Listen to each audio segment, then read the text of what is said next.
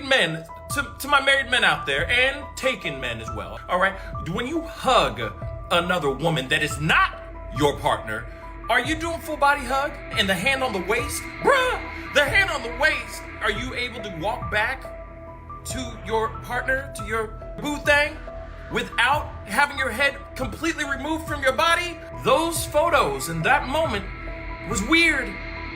And again, aren't you like hugging them like this? Butt out, like this. You're not doing the whole pelvis to pelvis, holding the waist, her hand in the back of your head. I'm telling you right now, you are not going to be alive the next morning. The hug between Erika Kirk and JD Vance was absolutely inappropriate.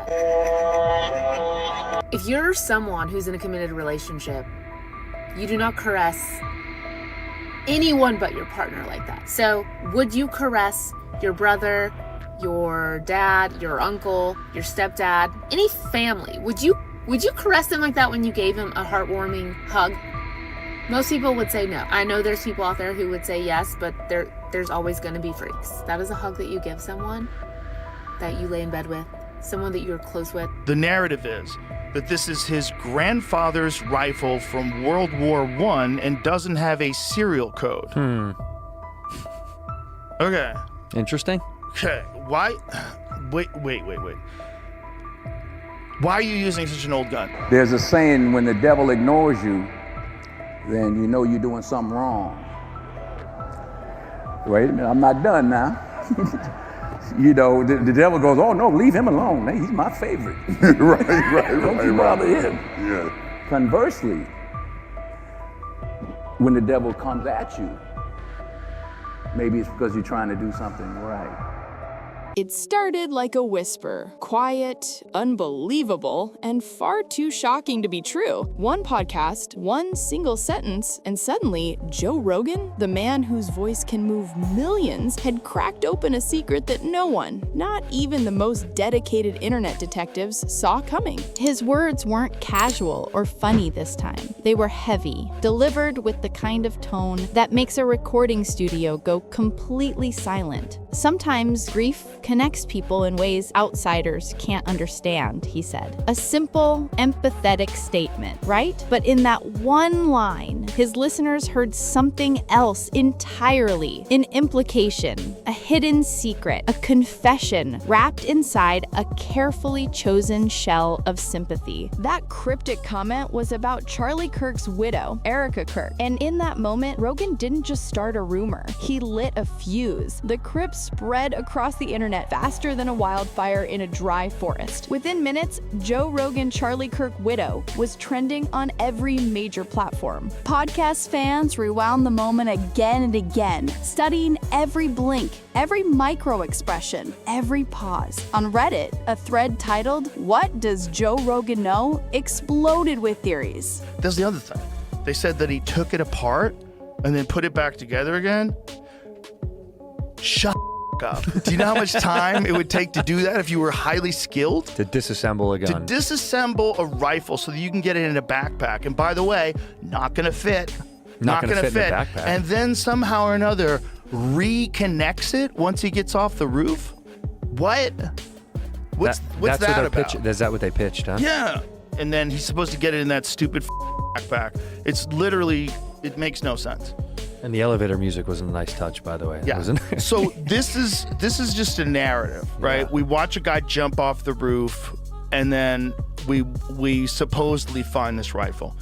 So if you can have a guy that's in the audience that's yelling, "I shot him, now shoot me. I shot him, now shoot me," and then that guy gets arrested for child charges, like he's like, what is going on here? So and then you find this rifle, and then you say, "Oh, he assembled it and he reassembled it." Like, was he hinting at a secret affair? Others fired back with more intensity. He wouldn't say that on his platform unless he knew something real. And that's how it began, a digital inferno that no PR team on Earth could ever hope to contain. Erika Kirk, until that moment, had been the public picture of grace and strength since her husband's sudden and tragic passing. She was dignified, private, and seemingly unshaken. To the public, she was the face of faith under pressure, a woman who smiled through an unimaginable tragedy. But now, under the harsh spotlight of Joe Rogan's comment, that perfect smile was being re-examined, frame by painful frame. Every old photo, every carefully worded social media caption suddenly looked different. Was she grieving or was she hiding something? By the next morning, the gossip outlets smelled blood. A TMZ correspondent claimed off-record, producers have been trying to book Rogan's team all day. He's not answering. The silence from Rogan's camp only added more fuel to the fire. Then came the first of many so-called leaks. A blurry screenshot appeared on X, formerly Twitter, showing a direct message allegedly between Rogan's producer and a tabloid editor. It read, "She's seeing someone close to Charlie's circle. That's all I can say." Whether it was authentic or not was irrelevant. The image racked up over 2 million views overnight. The internet was now convinced there was a someone, a hidden name behind the widow's calm and collected exterior. To make matters worse, a fan clipped an old video from a charity gala that had taken place 2 years prior. The footage showed Erika talking to an unidentified man in a gray suit, laughing and touching his arm, while her husband, Charlie, stood across the room. Wild times. Wild times when people celebrate people getting killed now. Like, that never happened before. Like, even when someone bad got killed before, you're like, oh, wow, that's kind of crazy. I've been thinking a lot about this. Yeah. And I think that, like, I don't think we all exist in the same reality anymore. Not on some multiverse, like, just like how we see the world. Yes. Yes. And it's like, especially with Charlie's death, because I was in Australia when it happened, so like I had time. Like, I wasn't doing pods, I wasn't doing stand-up, I'm just like sitting around in a trailer all day this movie, so I like started watching like a bunch of his stuff.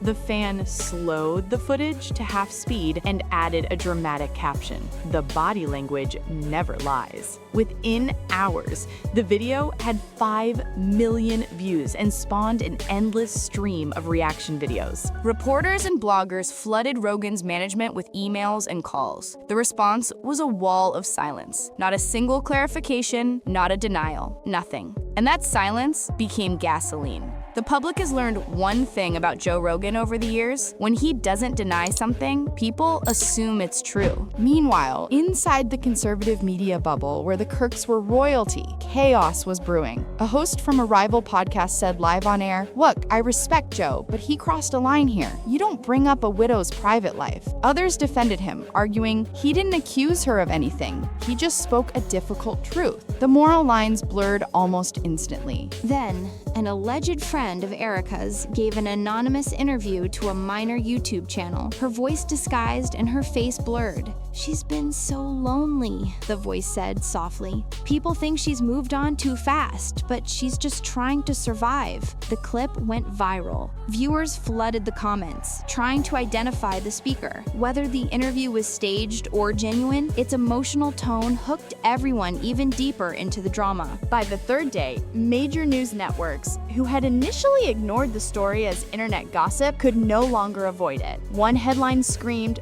"Rogan's podcast comment sparks speculation around Erika Kirk's private life." Another wrote, "Grief or betrayal? Fans divided after Rogan's revelation." The story was no longer just a rumor. It was a national conversation. Back online, self-proclaimed digital investigators began building detailed timelines. They noticed that Erika had quietly deleted several old photos of Charlie from her Instagram feed months ago. Proof she was preparing to move on, one TikToker declared in a video that gained millions of views. Another countered, or maybe she was just trying to heal privately. But in the world of online scandal, nuance doesn't trend. Accusations do. An entertainment blogger then claimed to have seen text messages between Erika and a media consultant who had been linked to a political nonprofit. They were flirty, emotional, late-night kind of messages, she told her audience. She offered no screenshots and no verification, but her video got nearly 5 million views and counting. The frenzy reached a fever pitch when an alleged audio message surfaced on a gossip subreddit. A male voice, deep and weary, could be heard saying, "I shouldn't have let it go this far." She's grieving, and I just got pulled in. Within hours, fans had convinced themselves that the voice belonged to the same consultant. One user even claimed to have matched the audio waveform to one of his past podcast appearances. It's identical, they claimed. Behind the scenes, people close to Erika were reportedly panicking. A supposed family acquaintance told a Hollywood publication, "She's devastated. She can't believe one single podcast sentence has done this much damage." But others weren't buying it. A commentator asked during a viral live stream if it wasn't true, why not just say so? And that is the cruel beauty of a public scandal. Denial always sounds like damage control, and silence always sounds like guilt. As the story spiraled completely out of control, another darker layer began to emerge. Charlie Kirk's own parents, who had remained silent and private since their son's death, released a short, heartbreaking statement through their foundation's website. It simply read, "We ask for compassion and restraint during this difficult time." But on the internet, compassion doesn't trend. Screenshots of the family's statement were instantly flooded with arguments, jokes, and even more conspiracy theories. Some fans insisted that the family's vague wording proved they already knew about the secret relationship. Others claimed their pain's silence confirmed everything. Late that night, a so-called insider emailed multiple blogs with the new and explosive claim that Joe Rogan had been approached weeks earlier by someone from Charlie's inner circle who wanted to clear their conscience. The email alleged that this person had provided Rogan with proof of emotional infidelity and that Rogan chose to hint at it rather than expose it fully. No one could verify the email, but its mere existence became the next major talking point. And somewhere between the public outrage and the obsessive speculation, people began to forget that there was a real human being at the center of it all, a widow who still hadn't said a single word in her own defense. The following day, what began as an internet whisper had mutated into a full-blown digital investigation. Every platform, every podcast, every late-night talk show segment had one headline pulsing across their screens. Joe Rogan exposes the widow's secret. It wasn't just gossip anymore. It had become content currency, and everyone wanted a piece of it. Then came the so-called receipts. A Reddit user posted what looked like screenshots of a hotel reservation under the name E. Kirk, with a second guest marked as private companion. The reservation was dated just 3 months after Charlie's passing. A simple post led to 1,000 comments and 10 million views. Within minutes, bloggers were connecting it to a motivational speaker conference that had taken place in Phoenix that same weekend. Photos soon surfaced, showing Erika on stage giving a speech at that conference, and in the background, a blurry outline of a man could be seen sitting in the VIP row, his face half hidden behind sunglasses. Fans swore that the man's jawline was a perfect match for the mystery consultant who had been named in the rumors. While all of this was unfolding, Rogan's continued silence became the loudest voice in the room. During his next podcast episode, fans flooded the live chat with questions. Talk about Erika. We heard the clip. What did you mean? But Rogan kept it professional,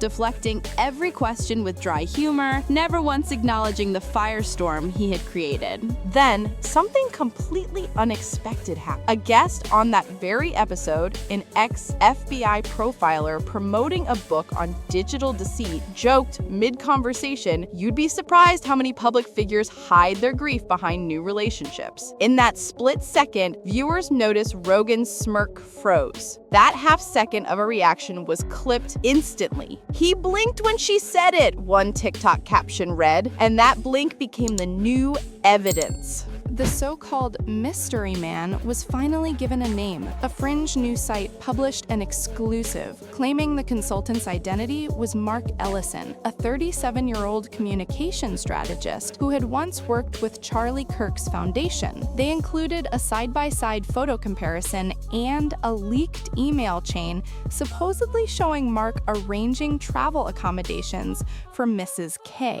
In response, Mark immediately deactivated all of his social media accounts, which, in the eyes of the internet, was a clear admission of guilt. By midweek, the media chaos had collided with personal tragedy. Erika was photographed for the first time since the scandal began, leaving a church parking lot with her head down, wearing oversized sunglasses. The headline that accompanied the photo read, "Grieving widow or guilty partner? America can't decide." That single photo became the thumbnail for over 200 reaction videos in just 24 hours. Then came the hush money claim. A gossip channel posted a pixelated PDF of what looked like a bank wire for $45,000, labeled as a confidential consulting fee. The internet connected the dot instantly. It was proof, commenters screamed, that they were trying to bury the story. Whether the document was real or photoshopped no longer mattered. On the internet, truth isn't what's proven, it's what's believed first. The story took an even darker turn when an anonymous insider emailed multiple blogs with a new claim that the entire affair wasn't just about romance at all. It was about money.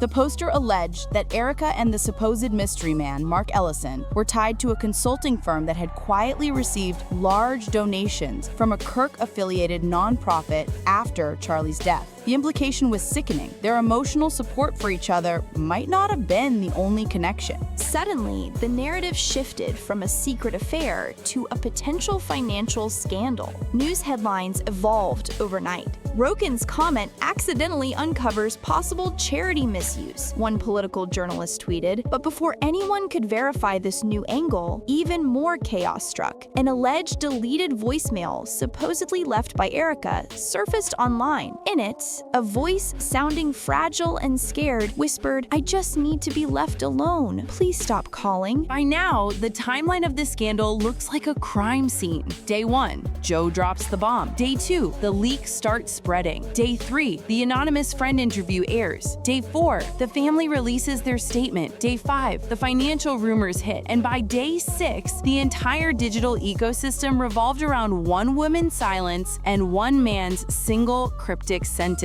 Finally, after a week of pure chaos, Joe Rogan broke his silence. Not on his podcast, but in a late-night tweet. He wrote, "Crazy week. I said one line about empathy and grief. People built an entire soap opera around it. Wild world." It was a classic non-denial denial. A statement that said nothing while pretending to say everything. The tweet hit 5 million views in an hour and spawned even more theories, but the story had become too big to control. On a live stream with Lex Fridman, Rogan finally, and accidentally, cracked his own facade. When discussing the pressures of public life, he slipped, saying, "Look, when I met Mark at the foundation dinner, he told me he stopped himself, but it was too late." He had just confirmed on a massive platform that he had personally met the supposed other man. The clip went nuclear. Within hours, Mark Ellison appeared on camera for the first time, breaking his silence to deny everything. But just as he finished, the host played an alleged audio recording of Mark saying, quote, "She needed comfort, and I gave it to her," end quote.